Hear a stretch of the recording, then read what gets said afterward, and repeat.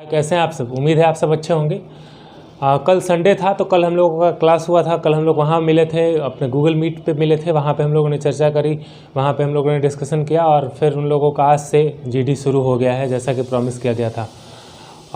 चलिए बिना समय गवाए वर्ड्स पावर की तरफ चलते हैं। आज से फिर हम लोग अपने वर्ड्स पावर क्लासेस की ओर बढ़ेंगे। देखते हैं कि वर्ड्स पावर में क्या क्या है। ये जो वर्ड है पहला ग्रुप, मतलब अंधेरे में खोजना। ऐसा होता है कि कोई चीज़ हम अंधेरे में होते हैं ना, तीर मार रहे हैं, अंधेरे में जाके खोज रहे हैं, अंधेरे में कोई चीज़ मतलब बात कर रहे हैं, अंधेरे में खोजने इन द सेंस कि एक मुहावरा के तौर पे है कि अंधेरा है और आप मतलब आपको पता नहीं और आप चले जा रहे हैं, खोजे जा रहे हैं, तो दैट ये कहा जाता है अंधेरे में खोजना। इसी तरीके से एक टर्म है ग्रोपिंग इन डार्क, मतलब अंधेरे में तीर मारना, जिसको हम कहते हैं ना कि अंधेरे में तीर मार रहे हो तो उसको क्या कहते हैं, ग्रोपिंग इन डार्क, राइट। जैसे cops are groping in dark, जो कॉप्स हैं, कॉप्स मतलब पुलिस जो हैं, है ना, वो क्या कर रहे हैं, अंधेरे में तीर मार रहे हैं। उनको पता नहीं है कि चोर कहाँ मिलेगा, उनको पता नहीं है कि ये जो आतंकवादी है, उनको पता नहीं है कि जो क्रिमिनल है वो कहाँ मिलेगा, वो सिर्फ अंधेरे में तीर मारे जा रहे हैं, राइट। तो हम क्या बोलेंगे, cops are groping in dark, right. उसी तरीके से जो दूसरा है टेक अगली टर्न। टेक अगली टर्न मतलब होता है काफ़ी बुरा रूप ले लेना। टेक अगली टर्न एक पूरा वर्ड है। टेक अगली टर्न मतलब काफ़ी बुरा रूप ले लेना। क्या बुरा रूप ले लेता है, जैसे मान लीजिए कि किसी जगह का सिचुएशन बहुत ख़राब है, कोई जो जगह है उसका सिचुएशन ठीक नहीं है, वहाँ पे इस तरह की घटना घट गई, लड़ाई हो गया या आपस में कुछ ऐसा हो गया कि वहाँ का सिचुएशन अब कंट्रोल में नहीं है, तो हम क्या बोलेंगे कि वो सिचुएशन अंडर कंट्रोल है। या फिर हम बोलेंगे the situation has what taken अगली टर्न, वो कैसा टर्न ले चुका है, अगली टर्न ले चुका है, मतलब अब वो कंट्रोल में नहीं है, ठीक है। तो क्या बोलेंगे, यहाँ पे मैंने एक एग्जांपल बनाया है, मेनी पुलिस मैन डिप्लॉयड, है ना, डिप्लॉय किए गए देयर ड्यू टू टेकिंग अगली टर्न इन सिचुएशन। वहाँ के जो हालात थे, वहाँ के ख़राब हालात को देखते हुए, वहाँ पे जो संवेदनशील हालात थे उसको देखते हुए क्या किया गया, वहाँ बहुत सारे पुलिस को डिप्लॉय किया गया, मतलब भेजा गया वहाँ पे, अब जाकर देखिए, नियंत्रण कीजिए स्थिति में क्या है नहीं है, और दैट इज़, इसको हम कहते हैं टेक अगली टर्न। उसी तरीके से हमारा जो तीसरा वर्ड है that is ding dong battle.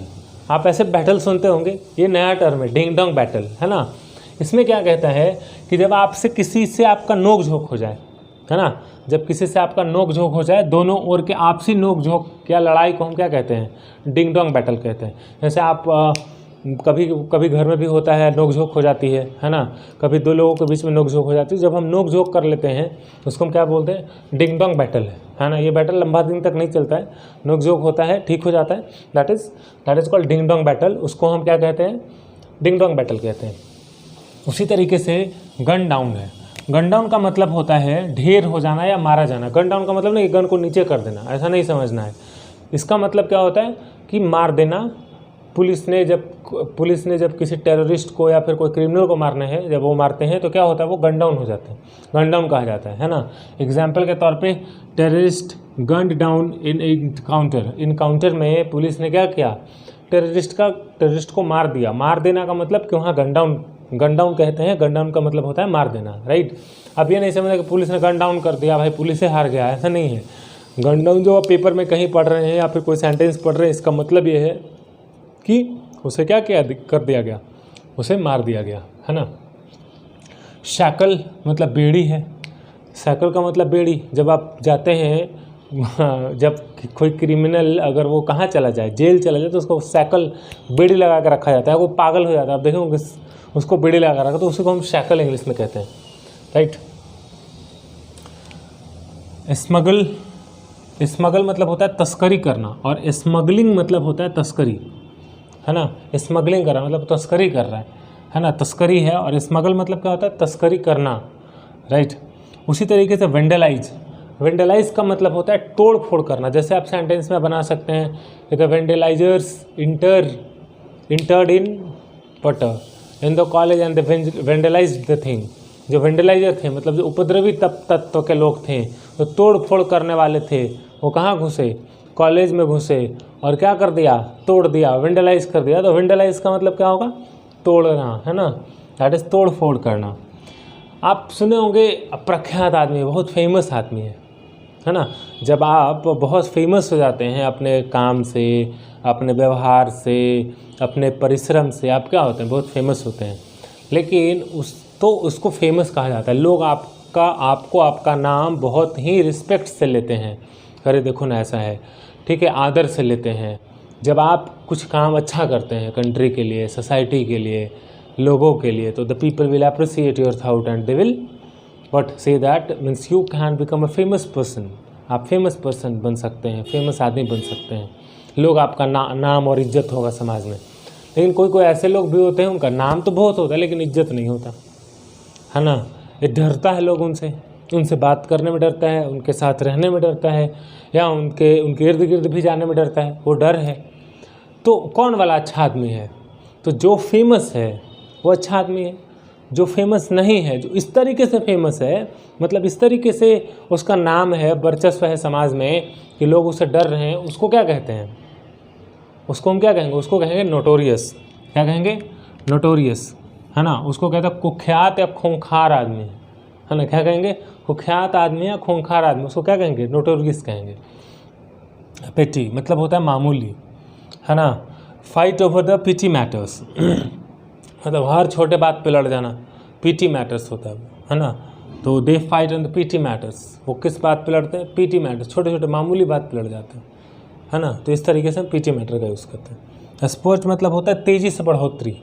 जैसे स्पोर्ट इन द क्राइम बोलेंगे मतलब अपराध में तेज़ी से बढ़ोतरी, है ना। जैसे यहाँ पे स्पोर्ट इन क्राइम मतलब अपराध में तेज़ी से बढ़ोतरी। There is a sport in village, sorry sport in village, तो जो गांव में है वो अपराध क्या हो रहा है? तेज़ी से बढ़ रहा है। देयर इज ए स्पोर्ट, है ना। तो तेज़ी से बढ़ना, the crime is sporting in village, जो क्राइम है वो क्या हो रहा है? तेज़ी से बढ़ रहा है। कहाँ पे? गांव में। तो तेज़ी से बढ़ना को हम क्या कहते हैं? स्पोर्ट कहते हैं, ठीक है। पहले शहरों में हुआ करता था, अब गाँव में हो रहा है। तो ये हमारा आज का वर्ड्स पावर है। वर्ड्स पावर में करना क्या है? सेंटेंसेस बनाने हैं, और अगर कहीं दिक्कत होगा सेंटेंस बनाने में तो मैसेज करना है, और फिर भी दिक्कत है तो नोट डाउन करके रखना है, और अपने सैटरडे के क्लास में, संडे के क्लास में पूछ लेना है। चलिए, इसी के साथ वर्ड्स पावर का सेशन खत्म होता है। अब चलते हैं अपने ग्रामर के सेक्शन। आज हम लोग ग्रामर के सेक्शन में बात कर रहे हैं प्रेजेंट परफेक्ट कॉन्टिन्यूअस की। ये प्रेजेंट परफेक्ट कॉन्टिन्यूअस क्या होता है? प्रेजेंट परफेक्ट कॉन्टिन्यूअस उस टेंस को कहते हैं जो पास्ट में शुरू हुआ, है ना, और पास्ट में शुरू हुआ और अभी तक जारी है। मतलब कोई टाइम में शुरू हुआ पास्ट में और अभी तक जारी है, उस टेंस को हम क्या कहते हैं? Present continuous. मतलब पास्ट में शुरू हुआ, जब आप बात कर रहे हैं उस समय भी जारी है और आगे भी जारी रहेगा, है ना। तो इस तरह के टेंस को हम क्या कहेंगे? प्रेजेंट परफेक्ट कॉन्टिन्यूअस टेंस कहते हैं, है ना। प्रेजेंट परफेक्ट कॉन्टिन्यूअस टेंस कहते हैं। प्रेजेंट परफेक्ट कॉन्टिन्यूअस में अगर हमें सेंटेंस बोलना हो तो हम कैसे बोलेंगे? जैसे एग्जाम्पल के कॉन्टिन्यूअस तो है वहाँ पे। जैसे बोलना हो कि मैं 5 दिनों से बीमार हूँ, तो हम क्या बनाएंगे? I am ill for 5 days। क्या लिखेंगे? I am ill for 5 days। क्या ये सेंटेंस सही होगा? तो बिल्कुल गलत, ऐसा नहीं होगा। क्या हम अगर ये लिखें कि वह 5 दिन से 10 दिन से पढ़ता आ रहा है, वह 10 दिनों से पढ़ता आ रहा है, तो पढ़ता आ रहा है he is reading for 10 days। क्या हम ऐसे लिख सकते हैं? ऐसे भी नहीं लिख सकते। तो इसको लिखने के लिए मतलब वो 10 दिन से पढ़ता आ रहा है, वो 5 दिन से बीमार है, इस तरह के सेंटेंसेस लिखने के लिए हमें किसकी ज़रूरत पड़ती है? हमें ज़रूरत पड़ती है कि स्पेशल स्ट्रक्चर की, स्पेशल टेंस की ज़रूरत पड़ती है। वो टेंस क्या है? उस टेंस का नाम है प्रेजेंट परफेक्ट कॉन्टिन्यूअस टेंस। उस टेंस के बदौलत, उस टेंस के हिसाब से हम क्या लिखते हैं?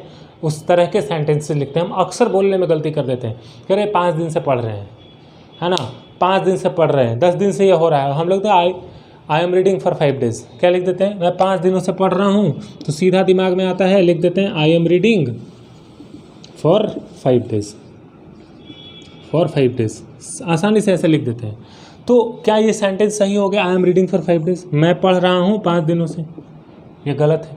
तो इस तरह के सेंटेंसेस जब आप बनाते हैं इंग्लिश में, तो अक्सर ये क्या होता है? अक्सर ये सेंटेंसेस गलत होते हैं, और इसको सही करने के लिए हमारे पास एक स्पेशल स्ट्रक्चर है। मतलब इस स्ट्रक्चर के थ्रू हम बनाएंगे।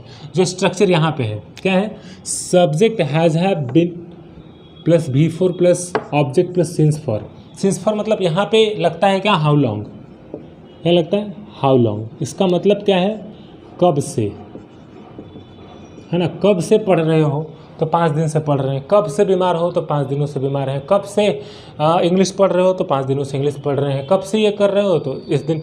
तो ऐसे सेंटेंसेस को लिखने के लिए हमें किसकी ज़रूरत पड़ती है, हमें ज़रूरत पड़ती है एक स्ट्रक्चर की। और स्ट्रक्चर क्या है, structure is subject has have been before object since for, है ना। अब ये कौन सा टाइम लगेगा, तो ये पास्ट का टाइम लगेगा ऑब्वियस है, चूँकि ये पास्ट की बात कर रहे हैं, है ना, फ्यूचर का तो टाइम लगेगा नहीं यहाँ पे। तो अब देखिए कि सब सेंटेंस हम कैसे बनाते हैं। जैसे यहाँ पे लिखना है ही, क्या लिखेंगे, मान लीजिए कि वह 10 दिन से पढ़ रहा है, तो हम इस स्ट्रक्चर पे सेट करेंगे कि वह 10 दिन से पढ़ रहा है। एग्जाम्पल के तौर पे देख लेते हैं, तो क्या लिखेंगे, ही हैज़ बिन रीडिंग, है ना, for 10 days, he has been reading for 10 days. तो हम इस तरह के देख लिए आप कैसे बन गया, है ना। वह 5 दिनों से बीमार है तो he has been ill for 5 days, he has been ill for 5 days, he has been ill for 5 days. इस तरह के सेंटेंसेस जो पास्ट में शुरू हुआ था और अभी तक है, 5 दिन पहले शुरू हुआ था आज तक है। हम 10 दिन से पढ़ रहे थे, आज ही पढ़ रहे हैं। हम 10 साल से पढ़ा रहे थे, आज ही पढ़ा रहे हैं। तो क्या हो जाएगा, आई have been teaching for 10 years, है ना, मैं 10 साल से पढ़ा रहा हूँ। तो इस तरह के जब आप सेंटेंसेस बनाएंगे तो किसका यूज़ करेंगे, इस पर्टिकुलर स्ट्रक्चर का यूज़ करेंगे। किसका यूज़ कर, अभी हम लोगों ने जाना कि अगर आपको ये बोलना हो कि मैं सुबह से फ़ोन कर रहा हूँ, तो हम लोग क्या बोलेंगे कि I have bin phoning you since morning, है ना, क्या बनाएंगे example, I have bin phoning you since morning. लेकिन अगर ये बोलना हो कि मैं 5 सालों से शिक्षक हूँ, तो कौन से स्ट्रक्चर में बनाएंगे, तब हमारा स्ट्रक्चर बदल जाएगा। जो दूसरा स्ट्रक्चर होगा, सब्जेक्ट के साथ has have been, object complement adverbial non adjective adverb, जो आप कहें फॉर, सिंस और पास्ट टाइम, कोई पास्ट का टाइम लगेगा। एग्जाम्पल के तौर पे कि जैसे कि मैं 5 सालों से शिक्षक हूँ, तो मैंने क्या लिखा, आई have bin a teacher for 5 years, I have bin a teacher for 5 years. अगर कोई कहेगा कि मैं डॉक्टर हूँ, मैं प्रोफेसर हूँ, तो क्या लिखेगा, आई have bin A doctor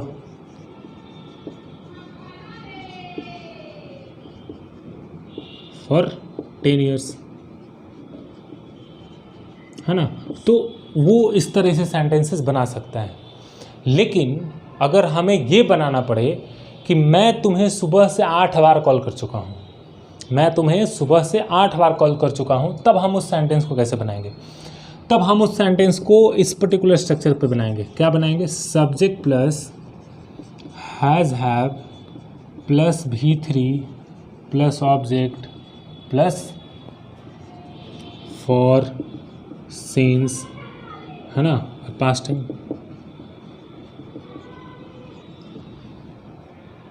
for, since, past time. अब यहाँ पे जो लगेगा, यहाँ पे फॉर और सिंस के पहले क्या लग जाएगा, हाउ मच, क्या लग जाएगा, हाउ मच। चूँकि यहाँ पे क्या था, हाउ लॉन्ग, जब 5 सुबह से तो हाउ लॉन्ग था, यहाँ पे 8 बार, तो क्या हो जाएगा, यहाँ पे जो लगेगा वो लगेगा हाउ मच।